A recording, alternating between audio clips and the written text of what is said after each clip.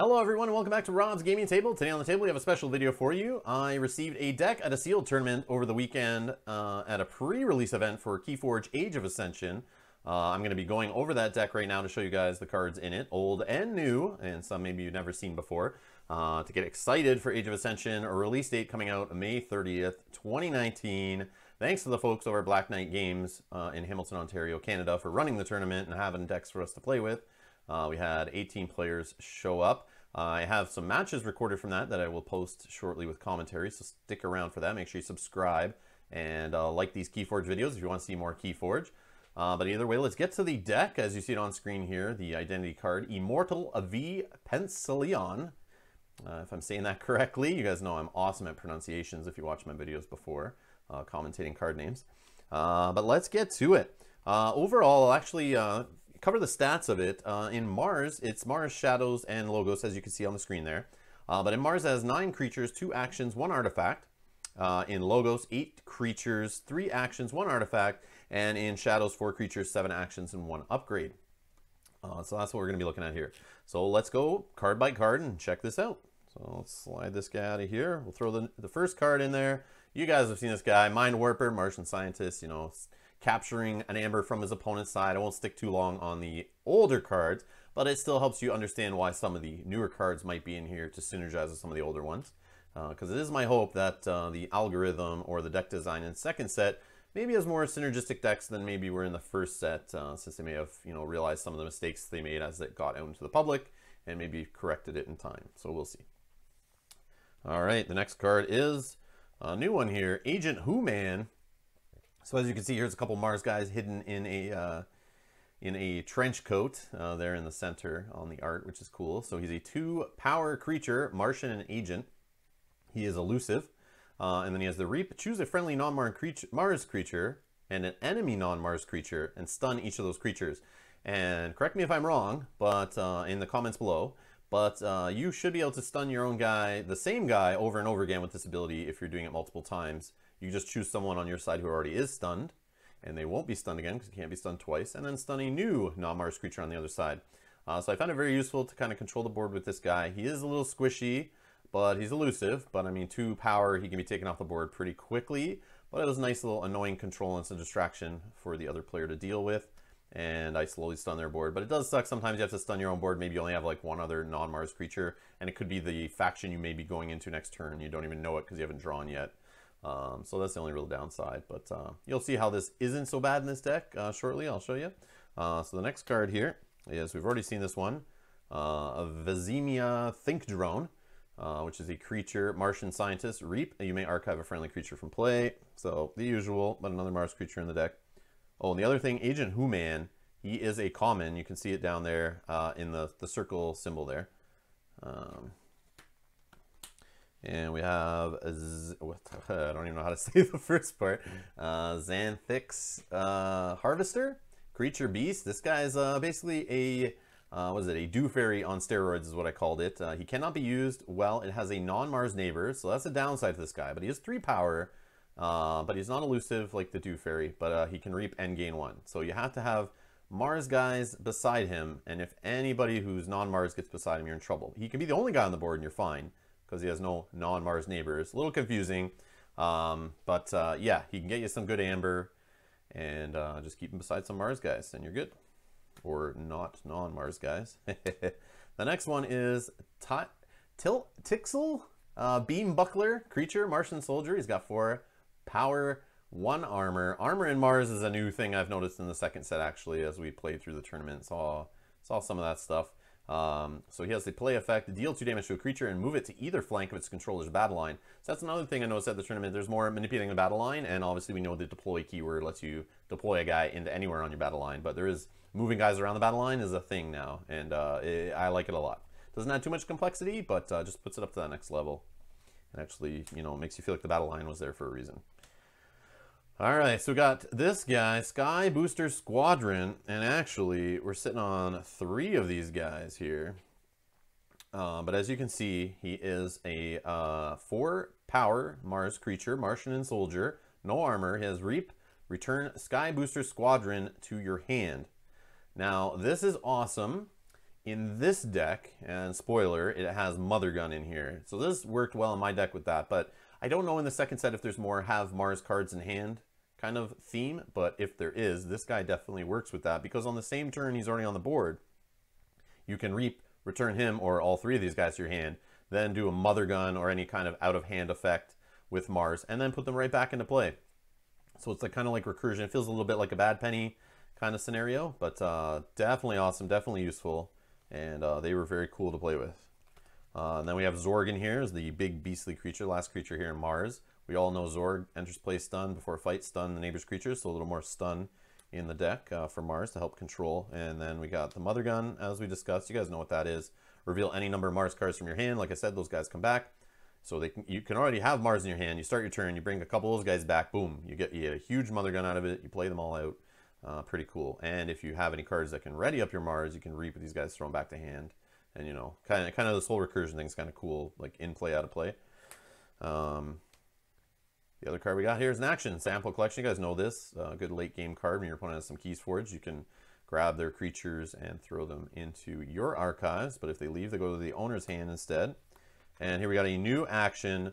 Mars needs Amber. You get an Amber off playing this guy. And then when you play, each damaged enemy, non-Mars creature captures one from their own side.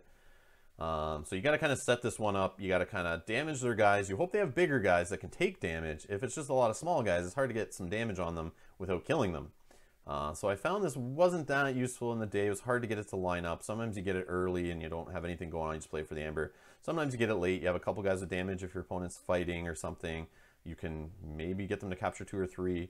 So it's not that crazy. It's hard to set up. I'm sure there's some decks that are going to come out that have lots of ways of direct damage, putting 1 and 2s on creatures, and kind of lining this up kind of like a cleansing wave kind of play. But yeah, it's a neat card. Definitely just nice having the Amber on it. And that is it for Mars. So we're going to move on to logos here. So this guy's cool. A little helper bot. Kind of like a phase shift in a creature. So he's got 1 damage. He's a robot traded, no armor. Play. You may play 1 non-logos card this turn. So I did see decks throughout the tournament that actually had multiple of these guys in it. He is a common, as you can see, and they were able to, you know, play this couple of these out, and just like a phase shift, you can then, you know, house cheat and play other stuff in the same turn. So, and you have a body on the board, and if your opponent, you can't really do anything like, you know, you don't have to really deal with him once he's on the board, but he is something that can reap, so you still have to deal with it. But just a tiny little body and just kind of a phase shift in a creature. All right, the next ones, I have 2 of these research Smokos. You guys know these guys. They are destroyed. Archive the top card of your deck. So just some archiving, which was a theme I heard mentioned a lot in the, I guess, 2 boxes we opened at the tournament to give players their decks. There would seem to be quite a bit of logos, and in those logos, a lot of them were heavy on the archive. I don't know if it's just the more common cards now, and the cards they brought from the first set are heavy on the archiving, but the decks had a lot of archiving, it felt like. And I felt like a lot of people had their archives full. And there was Desania's running around. She's in the second set, and it was getting pretty crazy. All right, so we got Igor here. He is a 2-power creature, cyborg. Play, look at the top 3 cards of your deck, add 1 to your hand, and discard the others. So great way to, you know, get the best cards off the top of your deck, fill your hand, you grab. Sometimes you have the option to grab the Logos card. You know, you can play it on that turn. Maybe you played the Helper Bot, and he helps you play a non-Logos card, so you can grab one of those. Or maybe just grab something to set up your next turn, or maybe you get rid of junk off the top of your deck you don't need. But it's a cool way to manipulate the deck, and I like that guy. Only 1 of him. Another card was Pip Pip. Now, these guys seem popular. There seems to be a lot of this on different creatures in some of the factions. This has a couple of them, but it's basically hurting your opponent or hurting creatures in general for reaping. This one just hurts your enemy creatures. After enemy creature reaps, stun it. It's Pip Pip, creature, human scientist, 2 power, no armor, a common out of logos. But this definitely seems to be a theme with the second set, hurting people for reaping, kind of slowing the game down a little bit. Making people fight more is how I was feeling the second set focuses. Titan Library, or Librarian, sorry. A creature, 4 power, no armor, cyborg and scientist. At the end of your turn, you have Titan Librarian is not on a flank, archive a card. So this guy's kind of cool. Keep him in the middle, make sure he's not on the end, and every turn, not just Logos turns, at the end of every turn, you are archiving a card. So he definitely can help you build up an archive unless your opponent deals with this guy, and he's 4 power. Not the easiest thing to get off the board. But he was cool, definitely powerful in this deck. Then I got 2 Titan Mechanics. You guys know these guys, reducing the cost of keys by 1 while they're on the flanks. So making keys cheap. And on to the actions out of Logos. We got Cutthroat Research. This one's kind of cool, very situational. I'm always getting an amber off it. Sometimes you're stealing two, getting another amber, but you're never really taking your opponent off a key with it. But it's just another way to get some amber going, so it keeps your opponents from going too high on amber. If you're playing Logos now, it's something you got to watch out for. It's okay. It's okay. I didn't find it too useful. Wild Wormhole, you guys know this card. Play the top card of your deck after you play it. This one's kind of cool. An action out of Logos. Eureka, you get an amber off it. It's alpha, you have to play it first. It's an uncommon.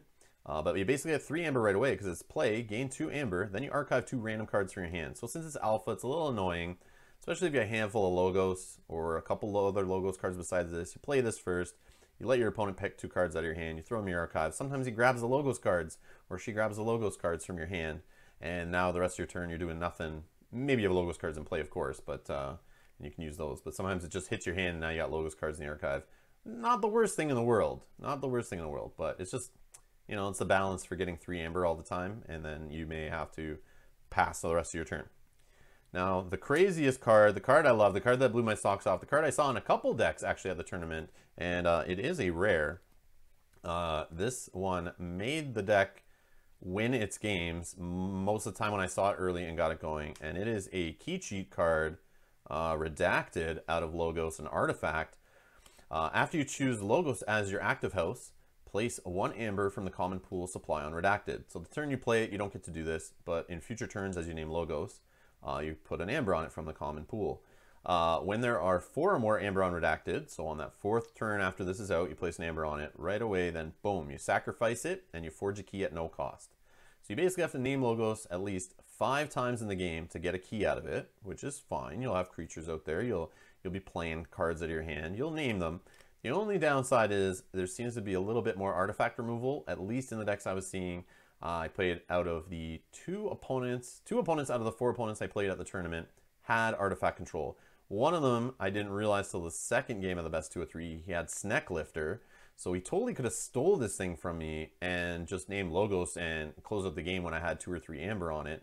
But he didn't see it in the first game. I played this card, but he did have a Mars card that was able to destroy an artifact, a creature, and an upgrade in play on action card. And he blew it up after I had 2 or 3 amber on it, and that kind of scared me from playing it. So I discarded it in the second game, and then saw he played a Sneck Lifter and was like blown away that I didn't get caught by that. And then the other opponent, he had that same Mars card and some other card to blow up or deal with artifacts, bounce them or whatever. So I wasn't able to get any use out of this, and those 2 opponents I ended up losing to. I won some games against them, but definitely not being able to do your key cheat card, as you guys know from first set. Sometimes that the deck is built around as, the deck's kind of balanced based on thinking you're going to get this key cheat card as your 3rd key or one of your keys most games. So the deck's not as great as I'd like, but if I can get this off and get that as a key, I'm only needing to get 2 keys. It's not like I have to do anything special for this. It just kind of happens as you're playing the game, assuming your opponent can't interact with it. So there's a kind of fine balance to it. Also, if you think your opponent has amber control, you might wait till after you see them play it to put this out. Or you just rush with it and you just go Logos, Logos, Logos and keep going on Logos. Hopefully you have some other Logos cards at the start. But I did mulligan heavy for this card on the day. So I'm spending some time here talking about this. I felt like the deck kind of centered around it. It felt like it was a big deal. Obviously the Mars can have some fun, and they can handle the deck on their own. I have 9 Mars creatures, and so they can do some work. But having this as a backup to get a key was really cool. All right, on to Shadows. Now, I saw Shadows on the deck and was like, all right, I scored Shadows. I'm going to have some amber control. But as you know from first set, sometimes you get a Shadows deck that's like mainly about fighting or direct damage and maybe not really any amber control. I got the kind of direct damage, no amber control sort of list. So it wasn't the best Shadows lineup, I don't think. Maybe I'm playing it wrong. You guys can let me know in the comments below. But let's get to it. And when I saw these two cards in the list, I'm not a fan, but I thought the deck might be bad just because it has 2 bad pennies. But yeah, she's destroyed, returned back to hand. You guys know Bad Penny. But she does synergize with some of the cards in this, as you would probably expect. Usually you get Bad Penny, and there's a ways to kind of abuse her in the deck. But we'll get to those. So this guy's awesome.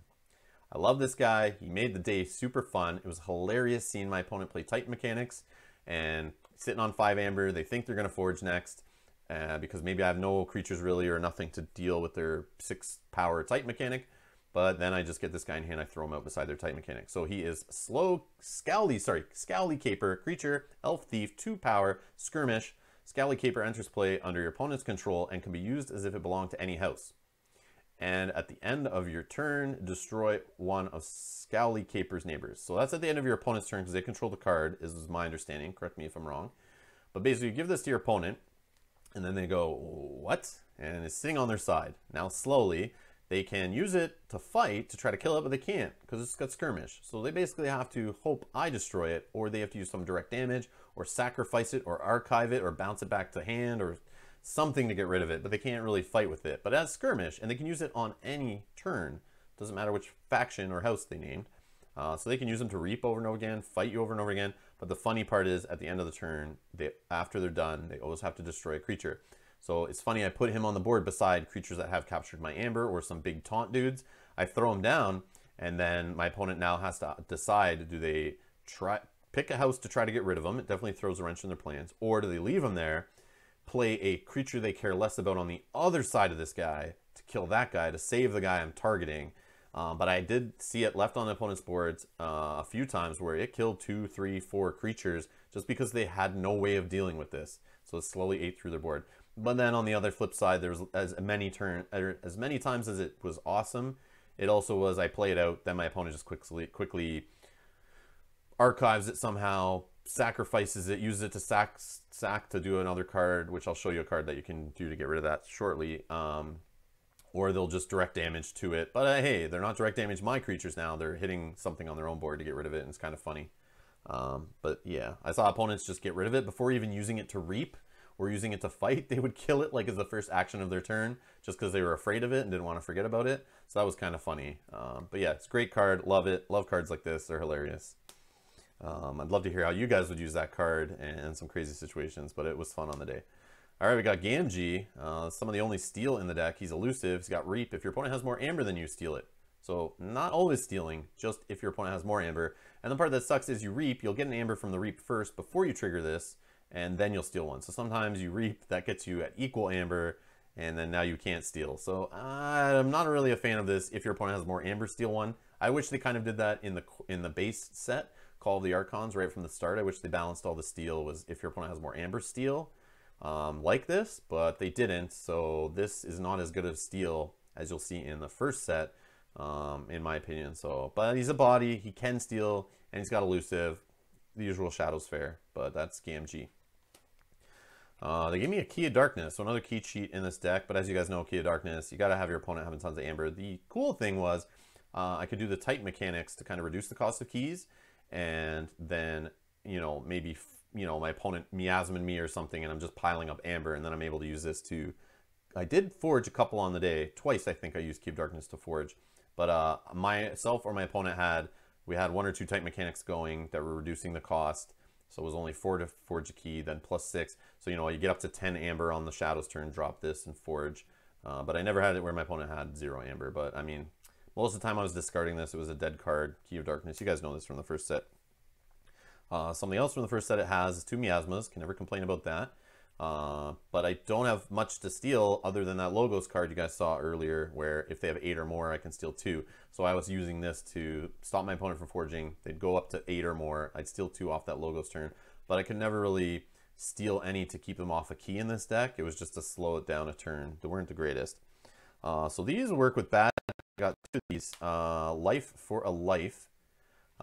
They are, gain an amber in action, sacrifice a creature to deal 6 damage to a creature.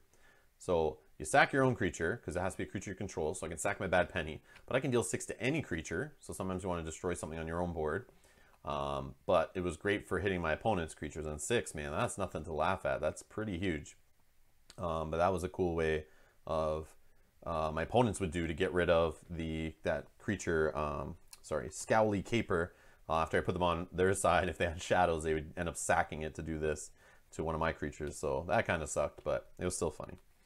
An action I have here is Furtive Investors. You get an amber off. It's a Shadows action. Play if your opponent has more amber than you. Another theme out of Shadows in the second set. Gain 1 amber for each key your opponent has forged. So I'm definitely in this deck trying to play from behind, it looks like, and then kind of key cheat at the end to catch a win. is what is kind of leading me to think based on cards like this. So I'm waiting for them to get more amber, and hopefully they have some keys forged, and then I'm able to kind of catch up a little bit because I'll gain a couple amber. Best case, this gets me 3 amber. You know, most of the time it just gave me 1, maybe 2. And sometimes just 1 because they didn't have, I had more amber than them, so we didn't even need to check the second part. This card's pretty crazy. I like it a lot. It is Sucker Punch. An action has an amber on it out of shadow. It says Alpha. You can only play this card, you know, as the first step of the phase. And then it's got to play. Deal 2 damage to an enemy creature. If that creature is destroyed by this effect, archive Sucker Punch. So you can repeat it if you're destroying. And yes, it has to be an enemy creature. So I can't do it to my own guys, my own little weenies, to then pop it back, you know, and use it at a better time. So sometimes, you know, you look across the board, it's all big dudes, and none of them are close to dying. You just throw 2 damage out and then discard the card. But I did recur it a lot. And this deck has some archive, so it was cool to pile it in there with some miasmas and kind of pull it out later when I needed miasma. And I can do this on the same turn and just get some more amber. But Sucker Punch, cool card. Another cool alpha card. And then this final card in the deck, the upgrade, Bonerot Venom. It's a negative upgrade, which I love negative cards that attach. I'm a Game of Thrones LCG guy. I used to play that game a lot. Don't really play it much these days, but I love negative attachments in that game. And here we go. We see one in this second set for KeyForge. So you throw it on a creature. I'm assuming there's also creatures you might attach this on your side that you want to have damage, which I did see one out of Dis. There is a creature actually that as much damage as he has on it, he makes the opponent's keys cost that much more. So if he's a 6 power creature, I don't know his name, but let's say he has 5 damage on him, your opponent's keys cost +5. So you might want to put this on that guy if you have it in the same deck to do that over and over again to get damage on your own guys, which is kind of cool. But either way, I was using this on the day to put on little creatures, 2 power creatures or higher. I'd put it on a creature that, you know, is going to do something like a Mind Warper or something like that. I throw it on him. So they use the creature and they get the ability off, so they'll do the action or the reap, but then after it's used, then they are destroyed, which is cool. Or they get 2 damage at least, so they can only use the creature like twice maybe if it's on a, you know, 3 or 4 power creature. But it was a cool card to kind of lock down and control my opponent a little bit, slow them down, which is pretty cool. But yeah, fun card. All right, so let's take a look at the deck on a whole here. Let's see. So there's the whole deck, spread it on a map, took a picture for you guys, so you can see it kind of laid out and see all this. So on the left I have Mars there, in the middle I have Logos, right I have Shadows, creatures listed in power order from top to bottom, and for each faction, and then you have your actions, your artifacts, and upgrades at the bottom there. So yeah, that's an overall of the deck. If you guys want to take a look at all that, you can pause it here and take a look. But overall, the deck was cool, it was fun. I went 2-2 on the day total. In the opponents I beat them in 2 games in a row. In the games I lost, or the opponents I lost to, the 2 opponents I lost to, we went to the 3rd game and it was down to the wire. So it was cool that I was able to figure this deck out. It felt very balanced compared to some of the other decks I was playing. It just doesn't have much amber control. That was what was hurting me. So the opponents I lost against, they just saw their amber control and just, you know, were able to slow me down, or they were able to deal with Redacted, the key cheating artifact out of Logos. But yeah, there's the deck overall, guys. Let me know if you have any questions about the deck. Let me know if you have any comments. What do you guys think about the new cards? I will have the second deck that we got, my wife's deck. I will do a video for that, so make sure you guys subscribe. Hit that alarm bell button next to the subscribe button to be notified when it goes live, so you guys don't miss that video. And feel free to share this video around on social media to let people see the cards and kind of get excited for Age of Ascension. That is coming up this week, May 30th, 2019. The second set is releasing, so get out to your stores. Support those KeyForge events. Get some extra Amber shards. They're actually doing 5 times Amber earned at Chainbound events from May 30th to June 6th. So get your stores to do Chainbound events, and let's get some Amber shards. But anyways, thanks a lot for watching, guys. I will see you in the next one. Bye-bye.